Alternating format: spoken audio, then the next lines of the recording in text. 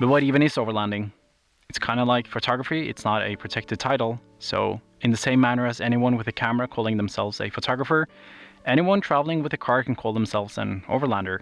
So you can easily be an overlander if you're traveling from, let's say, Norway to Africa in a Toyota Corolla. And to be honest, that's more of an adventure than most of these cars will ever see. But why are overlanders ruining overlanding?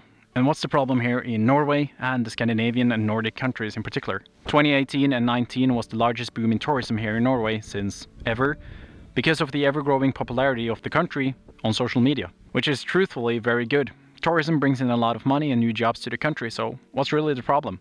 And Norway used to be somewhat of a summer destination for most people, but the growing interest in northern lights, polar nights and just snow-covered landscapes has made this into a full-year destination.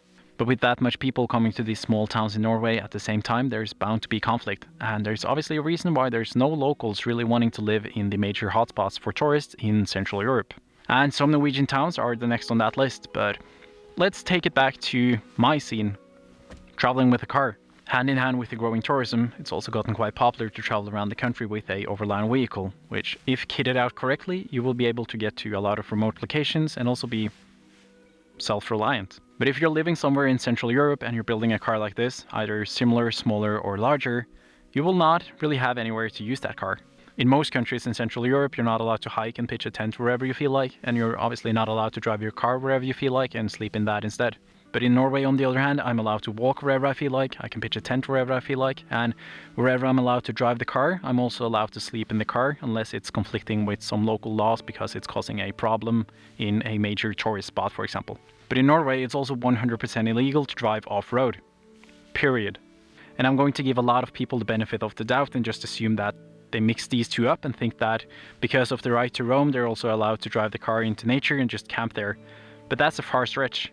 And because of mistakes like this, overlanders and car travelers in Norway are getting a bad reputation. And after the massive tourist boom in 2018 and 19, you obviously had 2020, which turned out to be quite different than usual.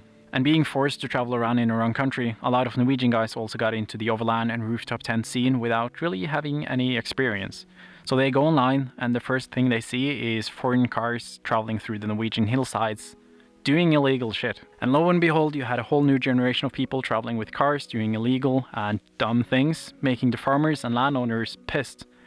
So even this place up here, which used to be one of my favorite spots, open for public use, you now need to pay about 100 euros each year to have this key to be able to drive up here, because the farmers are free to say, you can't drive here. And during the actual lockdown of 2020, I was living in a car up in the Arctic working for a rental company, and I asked all officials and I was just asked to stay within the municipality borders and not travel anywhere. And all other visitors with no reason to stay there because of work were asked to leave. And everyone did apart from one group. Overlanders with huge trucks. So I made a mental note of that, but didn't really do anything because who am I to go over to people and say, you're doing something wrong? But it also painted a picture in my mind that there is this certain type of people traveling here, which just does not care at all about local guidelines. Which brings us to the problem I'm talking about, because there's a lot of people coming to Norway with the impression that you can just travel around and explore the country, driving wherever you feel like in the Highlands, for example. And it's actually gotten so bad that there's a Norwegian term just called German camper, which is to describe a badly mannered camper auf Wiedersehen, pulling up to a camp spot, leaving it looking like trash the next morning. And because of this, almost all information signs all over the country is written in Norwegian, English and German, even though they're not even a neighboring country. So I actually refuse to believe that some people come here and drive off-road by mistake. Whilst most Norwegians are super positive and welcoming to the overland scene, you might start to understand why some people are starting to get pissed off. Which brings us to what happened on my Instagram 24 hours ago. I woke up and started scrolling through Instagram, and one of the first clips I saw was this huge semi-trailer overland rig driving through a glacial river.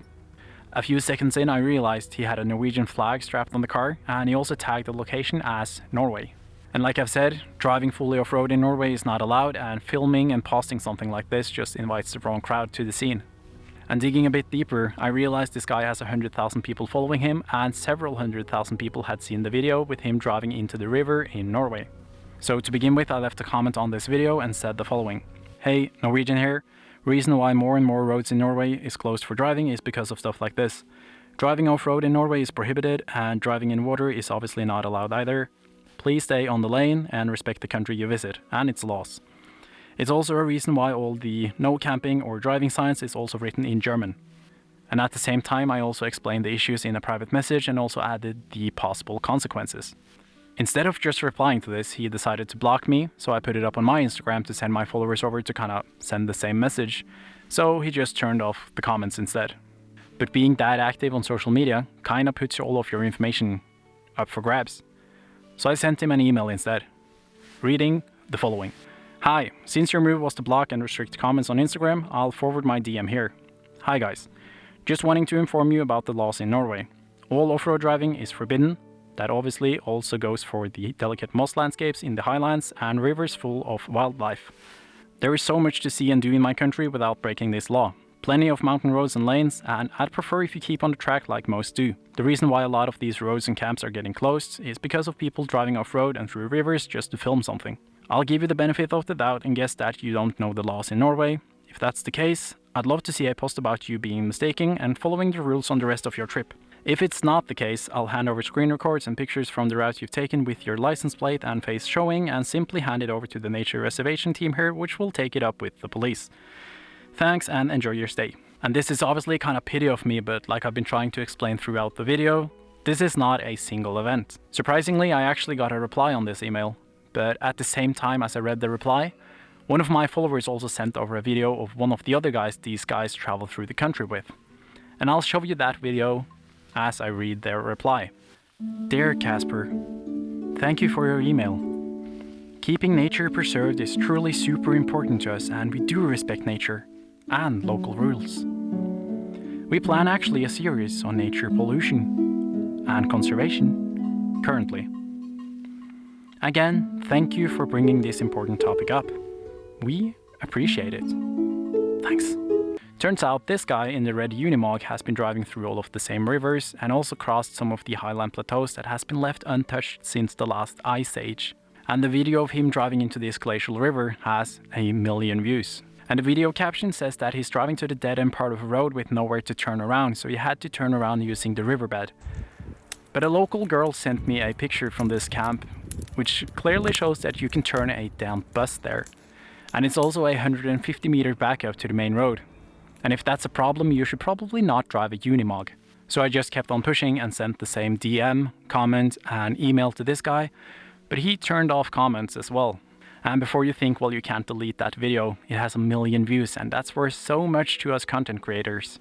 So let's just head over to my profile and delete one with 1 million views, because it really should not matter. And you're a grown man, so it should definitely not matter to you as well. After I put this up on my Instagram, I'm still left standing without a reply from these guys, but my followers did provide.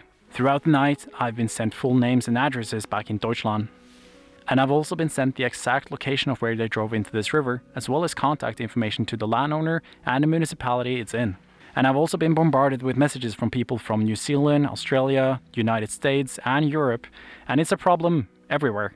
There is a bunch of different laws all over the place, and in some places you're allowed to do a lot more than in others. And when you travel to a new region, it's simply your responsibility to read up on the laws there. Not necessarily to avoid paying a fine, but when you travel to a new place to experience that place, you really don't want to piss off the locals, farmers, landowners, or police. Or even this random dude living in a car. David in the red truck is already back home, but you, Thomas, in the grey one, you're still here. So if you're going to travel through the rest of the country, we would love it if you paid some respect to our country. Cheers.